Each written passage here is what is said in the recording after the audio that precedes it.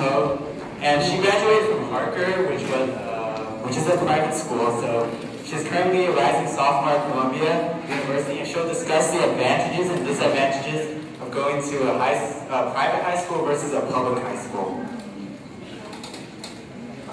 Awesome. All right, so yeah, like you said, I went to Harker, and I'm now going to Columbia. Next slide. All right, so this is just an overview of what I did in high school: student council, I was in the choir, participated in my youth group, played basketball. Next slide. In college, I'm a member of Chinese Students Club, where we organize school-wide events, also Engineers Without Borders, CASB, and I started the Wushu Chinese martial arts team, and some other things. Next slide. Alright, so I'm going to be talking about public school versus high school, private school. So is it really worth it? And the pros and cons of each side. Academics, extracurricular activities, school environment, other cons, and just some personal reflection.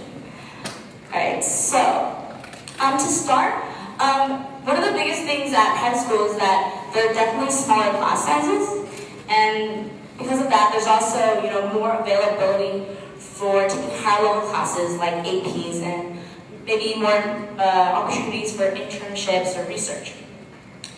But for sure, there are dedicated teachers at both public and private high schools. Certainly, I would say that at private schools, I would say that all the teachers are very, dedicated to helping their students. And one of the biggest things at private schools is that the college counseling program is magnificent. Whereas in a public school where there would be, one college counselor for more than 100 students, and you'd be lucky just to have spoken to the college counselor, once, compared to college counseling at my school, where I met with him every week to look over my essays, and there are mandatory meetings. I know it might sound terrible, but it's really helpful when you're applying to colleges. Another point is extracurricular activities.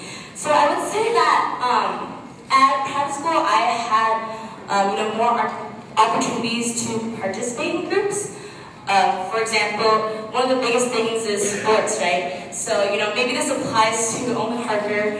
I'm 5'3" and I can't jump very high, which is not the most the greatest quality to play basketball. But I played basketball for all 4 years. So maybe it's not true to sports competitive school like Bellarmine, but certainly I was able to play basketball because of there's less students. But at the same time, I would say that at public schools there's a greater variety of clubs. The school has so many clubs that I've never even heard of, and it's just a great opportunity to get involved with clubs and take up leadership positions. Next slide. Alright, so for school environment, I would say that private schools are safer. Harker had a closed campus, but certainly, the private schools are not immune to, drugs and violence. Also at private schools, there's a smaller student body. So sometimes at some schools there's less tendency towards racial segregation. And in terms of the smaller student body, this can be a pro or a con. At Harker you really got to know everyone at the school. So gossip travels extremely fast, which is good and bad because you know about everything, but maybe you don't want to know about other things. Also, at private schools, compared to some of the super academically competitive schools, in the Cupertino area, I would say it's less negatively competitive in the sense that students are really out to support each other and in their academic adventures. That's not the right word. And students aren't going to cut each other down, which I have heard of some horror stories at some of these schools.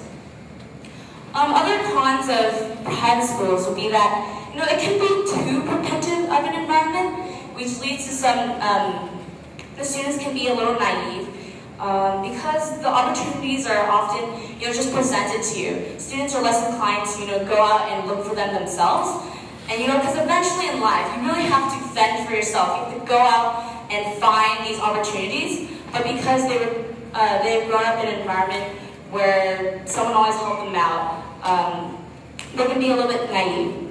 Also, a lot of private school students tend to be elitist because of the school they go to. So yeah, so is it really worth it? Tuition is an issue. You really have to consider what school district you live in. For example, I live in the Branham High School District, and my parents didn't think that would be a good place for me to go to high school. Also, do consider that some private schools offer scholarships for outstanding sports skills. And I just want to talk about, my experience going to a private school. I actually went to Harker for 13 years, so I actually don't know what it's like to go to public school. But really, 13 years is a long time. You go through all your awkward braces stage with your classmates, and you get to know everyone. So that was really a great experience for me. I also got to know, my teachers really well. I always go back to school as an alumni to visit, just to catch up with teachers, visit underclassmen, and there's always free food as well.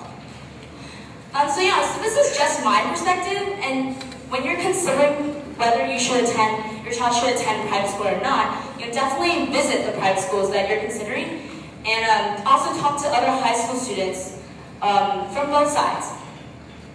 Also, another thing about going to private school is that if you're going to go to private school, then you should really take advantage of that environment, and don't just go through taking classes and the normal stuff. Really take advantage of that special environment. So yeah, that's just a brief overview of both sides. Feel free to talk to me later if you have any other specific questions. Next slide. So now I'm supposed to talk about, my regrets. So, honestly, I have no regrets. The only thing I regret is, we're not sleeping for months, working on my AP Studio art portfolio, falling asleep at the wheel, and hitting a parked car. But other than that, I have no regrets. And there are certainly things I could have done better or more of, but all in all, I have no regrets. And I had a lot of fun in high school. And besides, I don't think it's healthy to live in the past. Oh, okay. But also that was unacceptable, so I interviewed some of my friends. The general consensus was that they wish they had spent less time always studying and just have more fun. I know your parents really don't want to hear that, but it's true. A lot of them regret not attending some events or just skipping out on the fun stuff in high school. Also, some other people regretted not caring so much about school and grades at the start of their high school career.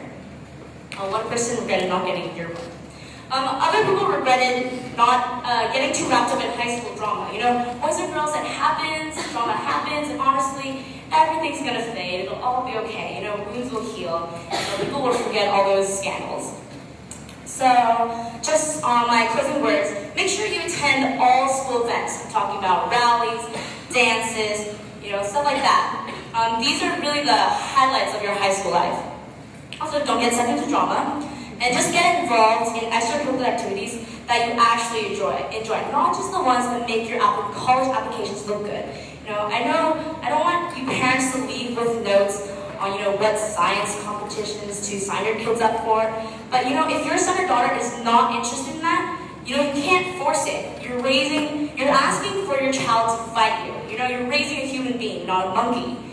Also, I don't know if this, okay, I guess not. But just make the most of your time in high school. It's a rare time in your life. Figure out who you are. Especially, if you're changing schools, it's time to start fresh. So just live your high school life to the fullest. Thank you.